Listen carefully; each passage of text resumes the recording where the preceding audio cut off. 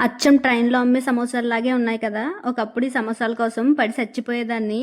Train journey చేయడమే చాలా తక్కువ. చేసినప్పుడల్లా ఈ సమోసాలు ఎప్పుడొస్తాయిరా అని ఎదురు చూసేదాన్ని.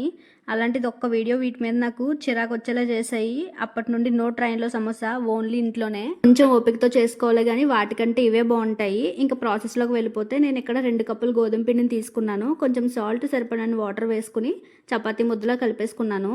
తర్వాత వీలైనంత సన్నగా చపాతీలు చేసుకుని ప్యాన్ మీద వీడియోలో చూపిస్తున్నట్టు కాల్చుకుంటే సరిపోతుంది. కాల్చుకున్న చపాతీలని స్క్వేర్ గా కట్ చేసుకుని మళ్ళీ వాటిని 2 షీట్లలో కట్ చేసుకోండి. మిగిలిపోయిన ఎడ్జెస్ ని వేస్ట్ చేయకుండా ఆయిల్లో వేసి ఫ్రై చేసుకుని చల్లారిన తర్వాత మిక్సీ పట్టేసుకుని కట్ చేసుకున్న ఆనియన్స్ లో ఈ పొడిని వేసుకుని ఉప్పు కారం కూడా వేసుకుని ఒకసారి కలిపేసుకుని పక్కన పెట్టుకోండి. తర్వాత ఒక గిన్నెలో కొంచెం గోధుమ పిండి వాటర్ కలుపుకుని పక్కన ఉంచుకోండి.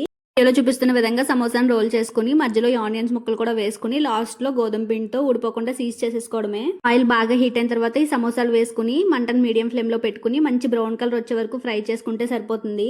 బాగా ఫ్రై అయిన తర్వాత వీటిని ఒక ప్లేట్ లో తీసుకుని కొంచెం చల్లారాక తింటే ఉంటుంది. మరి జీవితంలో ట్రైన్ సమోసాలు ఎప్పుడు తినరు. ఇక్కడ నేను కంగారుగా సమోసాలు చేస్తున్నాను, ఎందుకంటే వర్షం వచ్చి కరెంటు పోయేలా ఉంది.